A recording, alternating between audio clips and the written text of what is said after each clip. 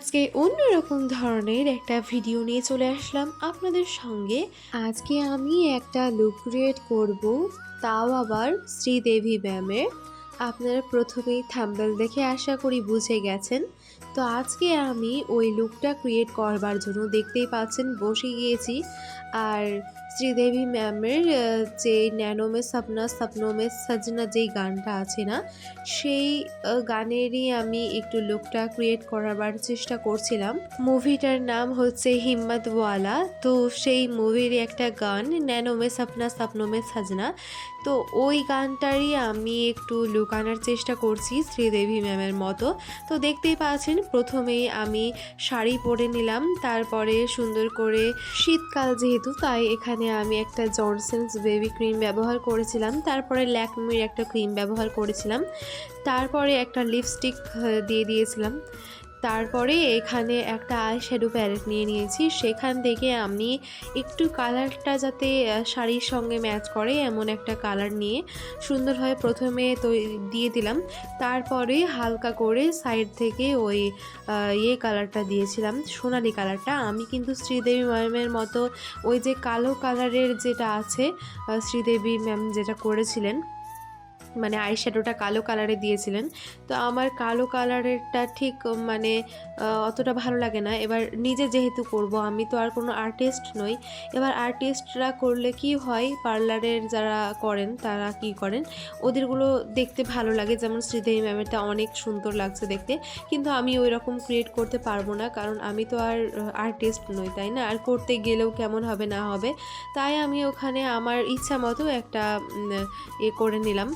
তারপরে এখানে একটা আমি নিয়ে নিয়েছি ইয়েটা কি যেন বলে, ইয়ে আইলাইনার নিয়ে নিয়েছি। তো এখন আমি আইলাইনারটা দিয়ে দিচ্ছিলাম।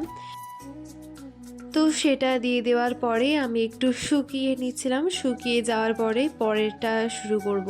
তো এখানে আমি একটা কোমরে এটা দিয়ে দিয়েছি, এটার নাম কি জানি না, তো ওটা দিয়ে দিয়েছিলাম, দেখতে খুবই ভালো লাগে, ওটা লেহেঙ্গার সঙ্গেও পরা যায়। তো আমি শাড়ির সঙ্গে পরেছিলাম, কোমর বন্ধন দেইনি, এটা দিয়েছিলাম, বেশি ভালো লাগছিল আমার কাছে তার জন্য। তারপরে এখানে আমি একদম শাড়ির কালারের একটা নিয়ে নিয়েছি, এই হারটা নিয়ে নিয়েছি, তো ওটা পরে নিলাম। প্রথমে একটু অসুবিধা হচ্ছিল, তাই একদম টানাটুনি করে যাই হবে হোক একটু কষ্ট করে পরে নিলাম আমি এটা। তারপরে এখানে বড় একটা মালা নিয়েছি, এই মালাটাও পরে নিচ্ছি।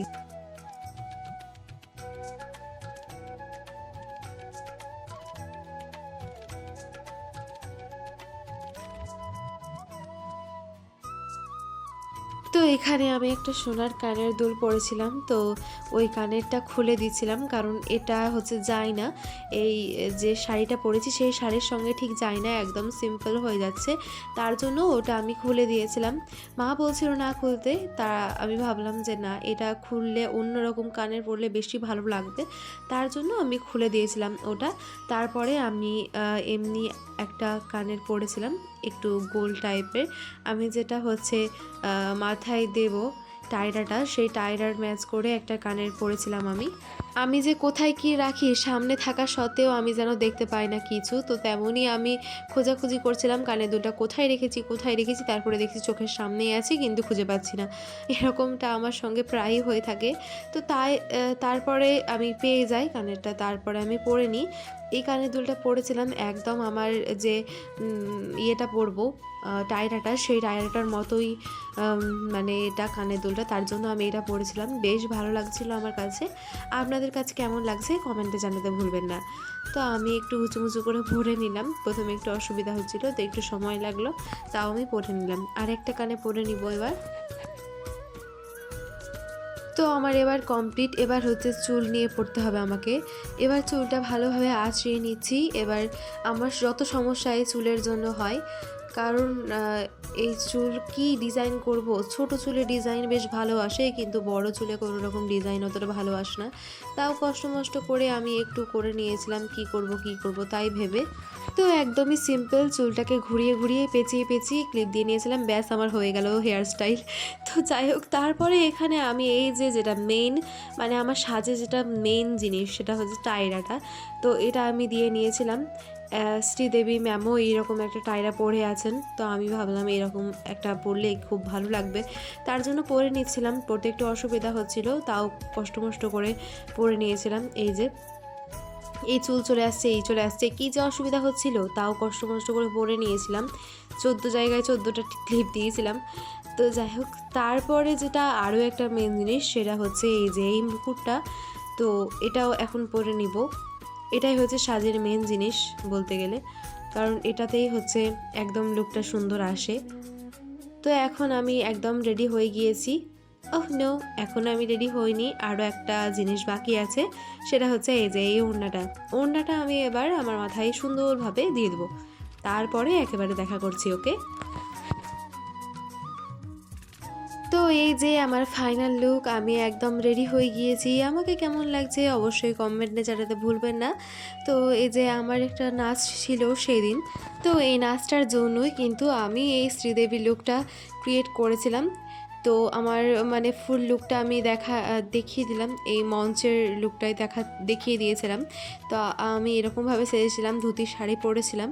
তো আমাকে কেমন লাগছে অবশ্যই কমেন্টে জানাতে ভুলবেন না। কাছ থেকে দেখাতে পারলাম না, কারণ সেদিন আমি কাছ থেকে অতটা ভিডিও করিনি, কয়েকটা ছবি তুলেছিলাম, কিন্তু এরকমভাবে ফুল ছবি তোলা হয়নি। রাত হয়ে গিয়েছিল, তার জন্য আর সময় ছিল না সেরকমভাবে ছবি তোলার, তাই তোলা হয়নি। তো আমার এই লুকটা কেমন লাগলো কমেন্টে জানাতে ভুলবেন না।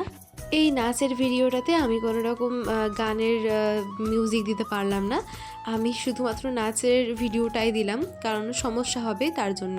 তো আমার নাচটা কেমন হয়েছে আমাকে কমেন্টে জানাতে ভুলবেন না। তো আমার ইনস্টাগ্রাম পেজে কিন্তু আমি এই অল্প অল্প করে পার্ট পার্ট করে গানটা মানে নাচটা ছাড়বো, আপনারা চাইলে দেখে নিতে পারেন। আমার ইনস্টাগ্রাম পেজের নাম আমি স্ক্রিনে দিয়ে দিব। তো এই যে আমি লুক ক্রিয়েট করবার পরে এখানে কয়েকটা ছবি তুলেছিলাম, তো ছবিগুলো কেমন লাগছে কমেন্টে জানাতে ভুলবেন না। তারপরে চলে গিয়েছিলাম মেলা, নাচ টাচ শেষ হয়ে যাওয়ার পরে এখানে কিছু ছবি তুলেছিলাম। এই যে আমার সঙ্গেও সুন্দরভাবে ছবি তুলেছিলাম, আর এই যে কিছু ফুলের ছবিও নিয়েছিলাম। আর ফুলগুলো কি সুন্দর সুন্দর, তাই না? তো আমি কাছ থেকে সুন্দর করে ছবিগুলো তোলার চেষ্টা করেছিলাম। তো আজকের এই ভিডিও কেমন লাগলো কমেন্টে জানাতে ভুলবেন না। ভিডিও ভালো লাগলে চ্যানেলটিকে সাবস্ক্রাইব করে পাশে থাকা বেল আইকনে ক্লিক করে অল নোটিফিকেশন অন করে দিবেন। আর যদি ভিডিও ফেসবুক থেকে দেখেন তাহলে অবশ্যই পেজটিকে ফলো করতে ভুলবেন না। আজকে এখানেই বিদায় নিচ্ছি, পরবর্তী অন্য কোনো ভিডিওতে আবারও দেখা হবে। ধন্যবাদ।